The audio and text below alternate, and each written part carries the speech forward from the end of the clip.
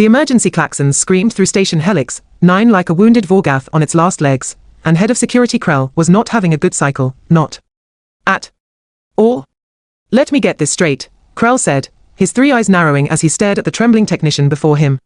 The Ravager. The actual, genuine, no-holds-barred Ravager that we've kept sedated for 6 standard months is now loose. In the habitation sector. The technician, a young Plixian named Vaughn, nodded so hard his antenna nearly slapped Krell in the face. Yes, sir. Containment breach on level 7. The beast tore through reinforced tritanium like it was tissue paper. Krell felt his secondary heart skip a beat. The Ravager was a Corthian Dreadclaw, the kind of predator that made entire planetary systems wet themselves at the mere mention of its name. 12 feet of pure muscle, claws that could slice through starship hulls, teeth designed by whatever cruel deity thought existence needed more nightmare fuel, and a temperament that made supernovas look calm and reasonable. How long ago? 17 minutes, sir. 17. Krell's mandibles clicked in agitation. And you're just telling me now? We hoped, maybe it would just, go back to its cell. Krell stared at Vaughn for a long moment, contemplating the mysteries of how such profound stupidity could exist in a universe governed by logical laws. Get me a tactical team. Full suppression gear. Energy nets, tranquilizer cannons, the works.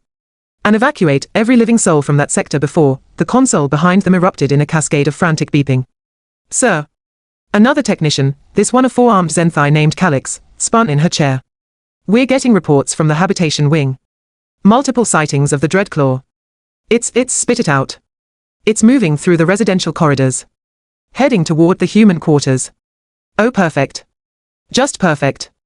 As if this day couldn't spiral into a deeper pit of cosmic absurdity, now they had humans in the mix. The galaxy's newest members, those bizarre bipedal mammals who'd somehow convinced everyone they weren't completely insane despite all evidence to the contrary. Krell grabbed his plasma rifle and started running.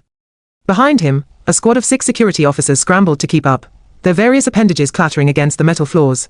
The humans had only been on the station for 3 months, part of some cultural exchange program that Krell's supervisor thought was a brilliant idea. 20 humans, ranging from scientists to diplomats to, for reasons nobody could adequately explain, a family with a small offspring. A human child. On a space station. Housing the galaxy's most dangerous creatures. What could possibly go wrong? They rounded the corner into the residential wing, and Krell immediately knew something was off. The emergency lighting bathed everything in a sickly red glow, but there was no screaming. No sounds of destruction. No blood-curdling roars that typically accompanied a Dreadclaw rampage. Just giggling. Sir, do you hear that? Calix whispered, her weapon raised. Krell held up one clawed hand, signaling for silence. Yes, he definitely heard it. High-pitched, delighted laughter echoing through the corridor. The kind of sound that shouldn't exist anywhere near a escaped killing machine. They crept forward, weapons ready, passing door after door until they reached the junction where the corridor opened into a common area. Krell peered around the corner, and his brain promptly tried to file for early retirement. There, in the middle of the recreational space, was the Ravager, all 12 feet and several tons of apex predator, scales gleaming obsidian black under the emergency lights, muscles rippling beneath armored hide that could deflect plasma bolts. Its massive head, crowned with horns that could gore a hover tank, swayed back and forth with surprising gentleness, and on its back, perched between those deadly horns like she owned the entire station, was a human child. Giddy up, Mr. Scales. The tiny human, who couldn't have been more than 3 standard years old, bounced enthusiastically. Faster. We gotta go faster. The Ravager, the absolute terror of the Corthian system, the beast that had killed 7 handlers during its capture, made a sound that Krell's translator couldn't quite process. It was somewhere between a purr and a rumble, and if Krell didn't know better, he'd swear the thing looked happy. Is that? Vaughn whispered. Is that Lily Martinez? The ambassador's daughter, Calix confirmed, her voice strangled with disbelief. By the ancients, that's Ambassador Martinez's offspring. The Ravager began walking, each step careful and measured, like it was actively trying not to jostle its tiny rider. The child, Lily, laughed with pure joy, her small hands gripping the creature's horns like reins. This is not happening, Krell muttered. This is a stress-induced hallucination. I'm actually in medical right now, and none of this is real. Sir, should we shoot it? One of the security officers, a Grothian named Bex, raised his rifle. Are you insane? Krell hissed. You fire at that thing, you might hit the human child. But sir, it's a Dreadclaw. It could eat her at any second. As if to directly contradict this very reasonable concern, the Ravager turned its massive head, and gently nuzzled the child's leg. Lily responded by patting its snout with one chubby hand. Good Mr. Scales. You're the best horsey ever. Even better than the pictures in my books. Horsey. Horsey. This was a creature that had wiped out an entire military outpost, and this human child thought it was a horsey. New plan, Krell said, desperately trying to project authority, while his entire worldview crumbled around him. We approach slowly. Very slowly. Nobody makes any sudden moves. Nobody shoots anything. We try to separate the child from the creature without triggering its hunting instincts. And if it eats us all? Bex asked. Then at least we'll die confused, which seems appropriate given the circumstances. They stepped into the common area, weapons lowered but ready. The Ravager's head snapped toward them immediately, those predatory eyes fixing on the squad with an intensity that made Krell's survival instinct scream in 17 different languages. Easy, Krell said, addressing both his team and the beast. We're not here to hurt anyone. We just want to make sure everyone stays safe. The Ravager's lips pulled back, revealing rows of teeth designed to rend flesh from bone. It took every ounce of Krell's training not to run screaming. Mr. Scales, these are my friends. Lily announced, apparently oblivious to the fact that she was sitting on concentrated death. Say hello. The creature made that rumbling purring sound again. Up close, Krell could see that its pupils had dilated to an almost comical degree, giving it an expression that he'd only seen on drugged-out Tralaxians at recreational facilities. Lily, Krell said, keeping his voice as calm as possible. I'm Head of Security Krell.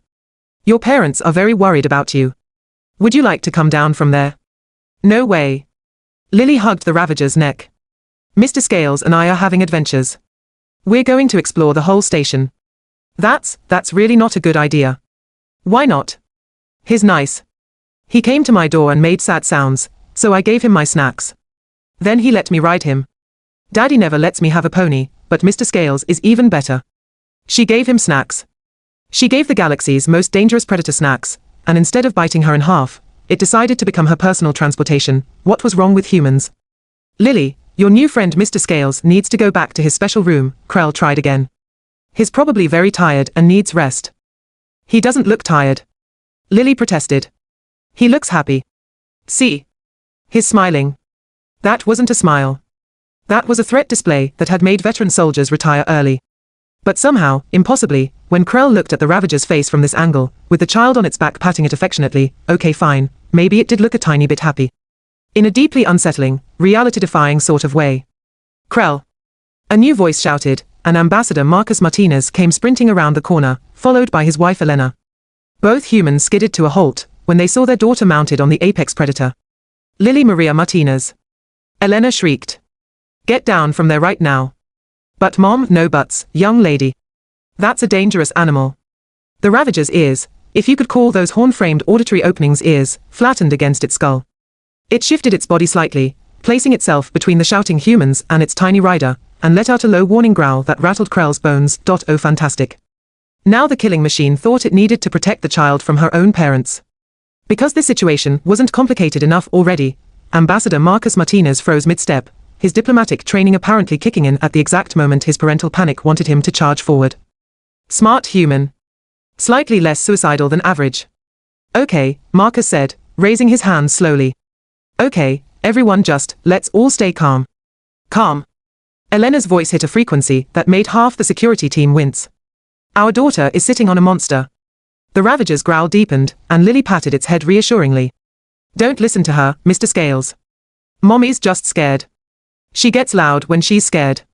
Sweetie, Marcus tried, his voice remarkably steady for someone watching his offspring cuddle with death incarnate. Mr. Scales is very nice, I'm sure. But he needs to go back to his home now. And you need to come with Mommy and Daddy. He doesn't like his home, Lily said matter-of-factly. It's small and dark and lonely. He told me. Krell's translator stuttered. He told you. Uh-huh. Not with words, silly. With his feelings. He's sad there. Nobody plays with him. Nobody gives him snacks. They just keep him locked up all alone. An uncomfortable silence settled over the common area. Krell glanced at Vaughn, who suddenly found the floor incredibly fascinating. The Ravager had been kept in isolation, sedated most of the time, because nobody could handle it safely. Standard protocol for Class X predators, but looking at it now, with its massive head resting gently near the child's leg, eyes half closed in what could only be described as contentment, this is ridiculous, Bex muttered. It's a mindless killing machine. It doesn't have feelings. The Ravager's eyes snapped open, fixing on Bex with an intensity that made the Grothian take 3 steps backward. The creature's tail, lined with razor-sharp spikes, began to lash back and forth. Definitely not mindless. Definitely understood what had just been said. You made Mr. Scales mad. Lily scolded. You have to apologize. I'm not apologizing to a Bex, Krell interrupted sharply. Maybe just apologize to the enormous predator. For diplomatic reasons. Bex looked like he wanted to argue, but the Ravager's claws were now scoring deep grooves in the metal floor. Sorry, Mr. Scales. Sir. Your scaliness. The tail stopped lashing. Lily beamed. See. That wasn't so hard. Mr. Scales accepts your apology. He says you smell funny, but you seem okay. How can she possibly? Calix started, then shook her head. Never mind. I've given up understanding anything about this situation. Krell's communicator chirped, and Station Commander Thex's voice crackled through. Krell. Report. What's the status on the Dreadclaw containment breach? Should I initiate station-wide evacuation protocols? Krell looked at the scene before him. The galaxy's most dangerous predator, gently swaying to keep its tiny rider comfortable. The human child, completely oblivious to danger, treating a nightmare beast like a beloved pet.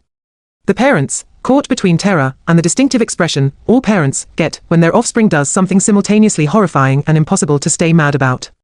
Sir, the situation is contained. Sort of. In a manner of speaking. Explain. I'm not sure I can, sir. I'm not sure anyone can. I think we might need to update the xenobiology textbooks. Several decks away, in the medical wing, Dr. Yarleth was having a very different crisis. Her patient, a Vrix trader who'd come in complaining of scale rot, had been startled by the emergency klaxons and fallen off the examination table. Now she was trying to convince him that no, the station was not under attack, and yes, he still needed treatment. But the alarms. The trader hissed. The Dreadclaw has escaped. We're all going to die. The situation is under control, Yarleth said, with far more confidence than she felt. Her own communicator had been ominously silent for the last 10 minutes. Security has everything handled. How can anyone handle a Corthian Dreadclaw? Those things are unstoppable. Before Yarleth could respond, her communicator finally chirped. She listened to the message, her facial tendrils going rigid with shock. Doctor. The trader prompted. What is it? Are we evacuating? No, Yarleth said slowly. Apparently we need to send a medical team to the residential wing. But not for injuries. For a wellness check. On who? Survivors. On the Dreadclaw. Security is concerned it might be stressed. The trader stared at her. The Dreadclaw. The escaped, murderous Dreadclaw. Is stressed. That's what they said. I'm changing stations. This one has clearly gone insane. Back in the common area, Ambassador Martinez was attempting something that would either go down in history as brilliant diplomacy or terminal stupidity. Possibly both. Lily, sweetie, I have an idea, he said gently. How about we make a deal with Mr. Scales? He comes back to his room, but we make sure he gets visits. Regular visits. From people who want to be his friend. You promise? Lily's eyes narrowed with the suspicious wisdom of all 3-year-olds who've heard empty promises before. For real promise. Not like when you promised I could get ice cream and then said no because it was too close to dinner. That's different, Munchkin. But yes, for real promise. Cross my heart. Marcus made the gesture. Lily looked down at the Ravager. What do you think, Mr. Scales? Is that okay? The creature made a low, contemplative sound. Its massive head turned toward Krell, and the security chief suddenly felt like he was being evaluated by something far more intelligent than anyone had given it credit for. We would, of course, improve the containment facilities, Krell found himself saying. Make them more comfortable. And arrange a proper enrichment schedule. If the ambassador is willing to serve as our liaison. You want me to be friends with a Dreadclaw, Marcus said flatly. Would you prefer your daughter continues mounting it unsupervised? Fair point. Excellent point. Best point I've heard all day. Elena stepped forward, still visibly shaking, but with that determined set to her jaw that Krell had learned meant a human was about to do something inadvisable. And I want full safety protocols. Reinforced observation areas. Emergency containment procedures that actually work. If my baby is going to insist on befriending the galaxy's apex predators, we're doing it properly. Mommy, can I have a snack schedule for Mr. Scales too? He really liked my crackers. What kind of crackers? Krell asked, suddenly very interested. The cheese ones. From Earth. Daddy says they are made with, Proz's cheese food product, whatever that means. Krell made a note on his datapad. Corthian Dreadclaw, apex predator, terror of known space, apparently had a weakness for processed cheese crackers. The xenobiology department was going to lose their collective minds. So do we have an agreement? Marcus looked at Krell, then at the Ravager. Mr. Scales goes back peacefully, we set up proper visitation, and nobody gets eaten. The Ravager looked at Lily. Lily looked at her parents. Her parents looked at Krell. Krell looked at his security team, who all looked like they desperately wanted to be anywhere else. Fine, Krell said. But I'm filing the most detailed incident report in station history, and when command asks me to explain this, I'm personally forwarding them the security footage. Deal, Marcus said. Deal. Lily agreed. The Ravager made a sound that Krell's translator interpreted as affirmative, though it added a footnote suggesting the device might need recalibration, because surely that couldn't be right. Getting the Ravager back to its cell, or rather its newly designated habitat, turned into a bizarre parade. Lily rode the entire way, narrating their journey like she was on the galaxy's strangest tour. The security team formed a nervous escort. The Martinezes followed close behind, Elena gripping her husband's hand tight enough to cut off circulation. They passed other residents, who flattened themselves against walls and stared in disbelief. Word spread through the station faster than light-speed communications. By the time they reached the containment level, a crowd had gathered. Dr. Yarleth was there, medical scanner in hand, looking thoroughly confused about what exactly she was supposed to be checking. The station's xenobiologist, a trill named Jessic, kept muttering equations and scribbling notes with 4 hands simultaneously. How is this possible? Jessic whispered to Krell. Dreadclaws don't bond. They don't form attachments. They are solitary hunters with no social structure, beyond basic territorial instincts. Maybe someone should tell the Dreadclaw that, Krell replied. They reached the containment area, but Lily refused to dismount until she'd extracted promises from everyone present. Visits twice per day. Fresh food, not that frozen stuff.